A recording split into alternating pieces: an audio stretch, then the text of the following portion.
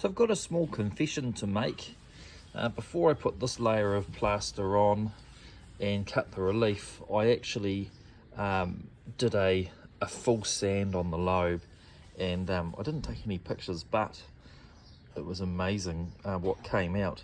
And out of that little sneak peek into the future, I figured out a few things, and the first thing is actually this became very handy as a sanding block, and that led me to a thought that maybe this curvature here was a cycloid of the central cylinder of the axle shaft. So I'd like to investigate that a bit further.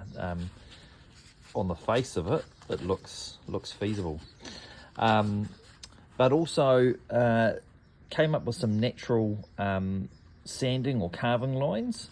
So I'll take you through that. The first one was this line here, and you'll see I've labelled this zone 1,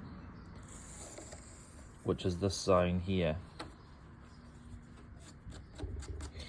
And the interesting thing with that is that that came from using this down to the edge, if you like, of the moulding and working this way. One of the things I noticed with that, and you might see some irregularities in the artifact itself, is that the curvature is different going forward with the hand as going back. So some of the asymmetry you see in the lobes could actually just be the limitations of working by hand and actually range of motion that a hand can provide. It just feels different trying to come back as it does going forward. The interesting thing with that is it produces this edge here, and that edge is quite important because it actually gives us the up curvature. Don't know if I can do this, but the up curvature here. See, so the disc, if you look carefully on an unrestored edge, you have an edge that comes along, going down, and then actually rises for a flare as it comes back to this edge around here. So it comes down, rises, and then goes around. So where did that edge come from? I think very possibly actually from that swooping arc actually gives us about that. So I thought that was interesting.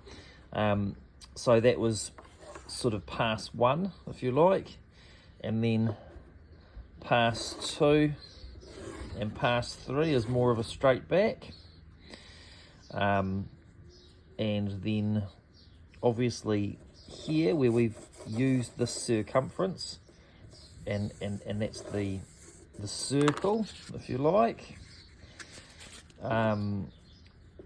relatively flat, and then there's a little bit of blending that comes over the top.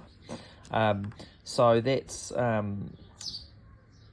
quite cool. I'm going to have a go at just shaping the top while the back still dries. So stick with me as this beautiful shape emerges.